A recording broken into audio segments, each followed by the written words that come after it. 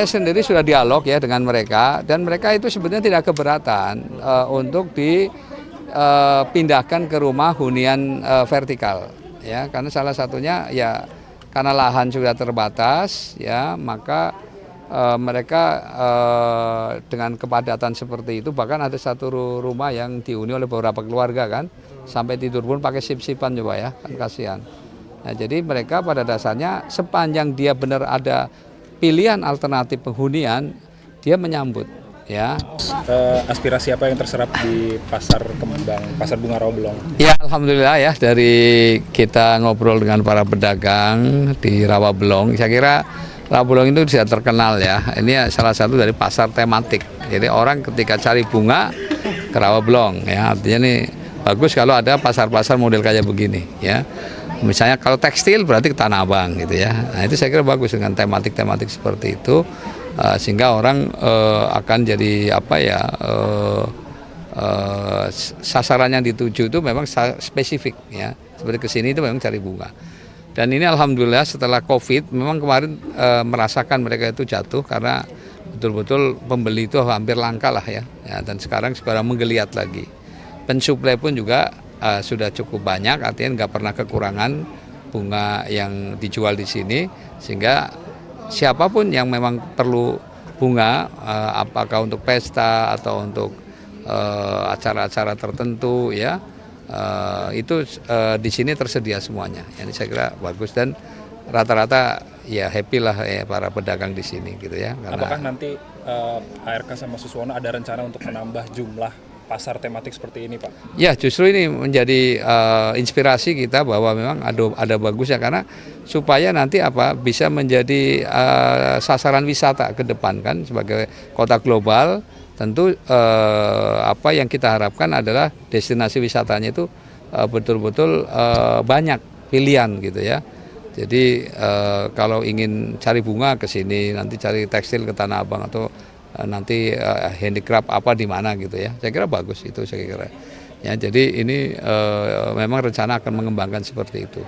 Dan kita harapkan juga ini sebenarnya kolaborasi juga nanti dengan para petani yang dengan lahan-lahan yang sempit sekarang ini, satu-satunya yang relatif menjanjikan penghasilan para petani ya nanam bunga ya. Sebab kalau sudah lahan sempit untuk nanam padi tidak mungkin lagi dia bisa mendapatkan keuntungan dari menanam padi ya, contohnya seperti itu. Jadi kalau bunga sudah dipastikan dia masih memungkinkan untuk dapat keuntungan lah ya, seperti itu. Pak, kalau terlihat saat ini apa ya, untuk pasar fisik seperti ini kan udah terlalu diminati banyak orang karena udah ada online nih Pak ya. Ya. Mungkin dari Pak Suswono sendiri nantinya akan bagaimana Pak cara menarik masyarakat untuk kembali membeli secara fisik gitu daripada online? Ya tentu tampilan dari pasar itu sendiri menarik ya, kayak mal-mal kan misalnya, tapi kan masih juga orang sekaligus rekreasi kan ya.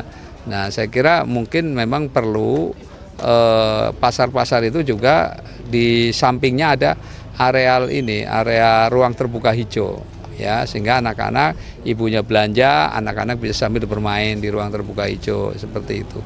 Nah mungkin saya kira itu bisa dipadukan seperti itu ya. Jadi ini salah satu, makanya penataan tadi ruang terbuka hijau ini adalah bagian dari yang nanti tidak terpisahkan dengan pasar. Apalagi nanti ke depan termasuk hunian-hunian dari dengan hunian vertikal dengan lahan di atas pasar. Nah sehingga itu konsumennya juga termasuk juga dari kalangan penghuni sendiri ya, juga pasti memudahkan mereka untuk akses ke pasar kan ya. Nah salah satunya seperti itu yang akan kita kembangkan seperti itu.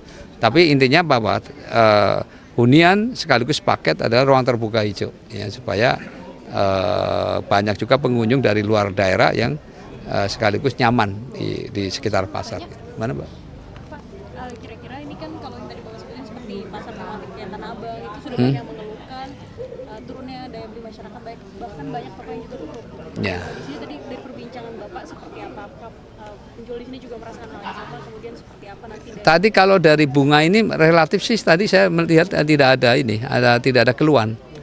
Keluhannya adalah pada saat waktu COVID aja.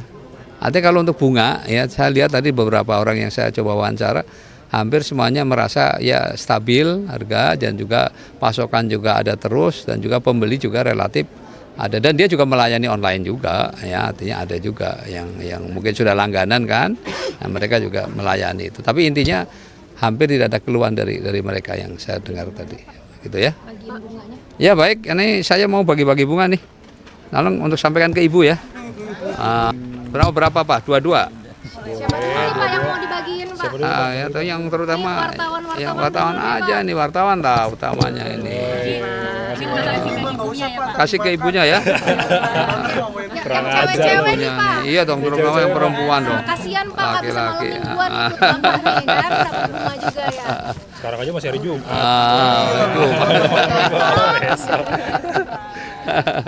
Mana lagi? Ayo. Siapa Mbak? Ayo Mbak. Terima kasih Pak. Oh enggak apa-apa ini. Kasih istri dong. Pak ini nih Pak. Siapa? Oh adek. Oh. Ada lagi ibu-ibu biar awet itu biar Ini masih ada lagi nih ya. Masih ada lagi nih. Ini Pak, saya tambahin Pak. Tambahin apa lagi? Oh, ada lagi. Nah. Lagi. Buka.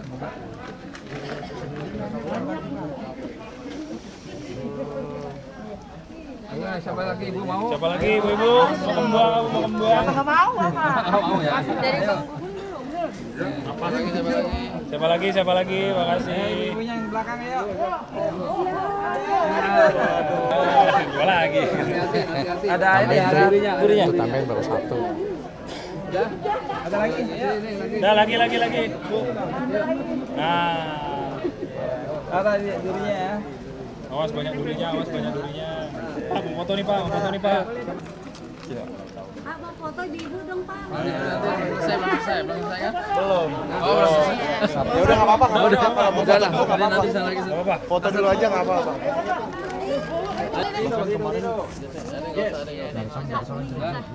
Dan ya, nanti kita ini urban farming nanti sebentar. Pak, mungkin Masih satu ada lagi nih, Pak. Iya, apa? Ini terkait kemarin nih Pak, ini kan kemarin ada bencana besar nih kebakaran yang menewaskan 5 orang di Tambora Pak. Nah salah satunya polisi bilang mereka nggak punya jalur evakuasi, artinya perumahan ini kan padat Pak. Betul. Nah mungkin nantinya kalau misalnya Bapak akan menjadi wakil gubernur, apa yang Bapak gagas untuk kampung-kampung yang padat seperti ini Pak? Ya, saya sendiri sudah dialog ya dengan mereka dan mereka itu sebenarnya tidak keberatan untuk dipindahkan ke rumah hunian vertikal ya karena salah satunya ya karena lahan sudah terbatas ya maka mereka dengan kepadatan seperti itu bahkan ada satu rumah yang dihuni oleh beberapa keluarga kan sampai tidur pun pakai sip-sipan coba ya kan kasihan.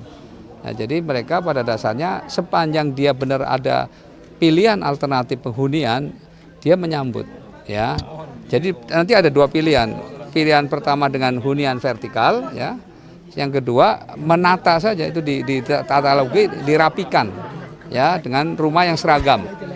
Ya, seperti kemarin itu saya lihat bantuannya Pak Prabowo sebagai Menhan di perumahan Muara Angke. Ya, itu saya kira menarik ya seperti yang tadinya mungkin orang tadinya apa ya gitu dia bisa hidup dengan cara rumah seperti itu ternyata nyaman bagus ya itu contoh. Nah jadi saya yakin mereka itu pada dasarnya hidup seperti itu pasti karena terpaksa ya. Kalau mereka tetap istilahnya kalau toh memang harus diganti ya diganti untung tentu saja nanti pilihannya kan dua apakah dia kemudian mau mengambil rumah hunian vertikal yang pasti bisa terjangkau lah ya atau mungkin dia mau pulang kampung bisa aja kan misalnya dijual rumahnya itu yang akan dijadikan ruang terbuka hijau ya kemudian dia pulang kampung bisa saja jadi ini pilihan nanti pilihan warga tapi intinya mereka mau dibenahi dan karena dengan kepadatan seperti itu memang potensi untuk korsleting listrik dan sebagainya itu pasti tinggi lah ya pasti karena sambungannya pun asal juga ya jadi saya kira memang wajar kalau kemudian sering terjadi kasus kebakaran. Tahun 2023 saja kebakaran di Jakarta mencapai 1.300-an kasus ya 2023. 2024 sampai bulan ini ya itu sudah di atas 700. Bukan, tahun separuh ya, waktu itu bulan apa ya? Agustus kalau nggak salah. Ya, itu sudah di atas 700, bayangkan. Ya, jadi memang tingkat kebakaran di Jakarta masih tinggi. Itu. Dan kebanyakan kalau tidak problem kompor, biasanya korsleting listrik. Nah, harus pendek gitu, ya. Pak, satu lagi buat ruang terbuka hijau. Nah, itu untuk mewujudkannya di lokasi yang padat penduduk itu bagaimana, Pak? Terutama untuk RTH yang ramah anak. Ya itu tadi, jadi kita pertama tadi supaya lahannya tidak istilahnya beli, dan supaya juga tidak menggusur dulu. Ini problem kita kan, seringnya digusur dulu baru dibangun gitu kan, ya, bangun kembali ya pasti mereka akan kerepotan, dan belum tentu nanti penghuninya adalah dia. Jadi mungkin caranya memang bangun dulu ya, misalnya di atas pasar. Ya, habis itu mereka ya dinilai berapa, dan kemudian kira-kira dia dapat hak seperti apa di rumah hunian vertikal itu. Nah, kalau dia sudah dipindahkan, baru lahan itu digusur, atau dalam artinya bukan digusur ya, artinya dibeli yang kemudian dijadikan ruang terbuka hijau. Ya, jadi konsepnya harus seperti itu. Jadi jangan ada lagi lah kita mendengar ada orang menangis ya, atau anak-anak menangis karena rumahnya digusur, sementara belum ada pilihan tempat tinggal lain ya. Kita harapkan bagaimanapun juga adalah manusia yang tentu perlu dimanusiakan juga gitu ya. Dinilai. Terima kasih banyak.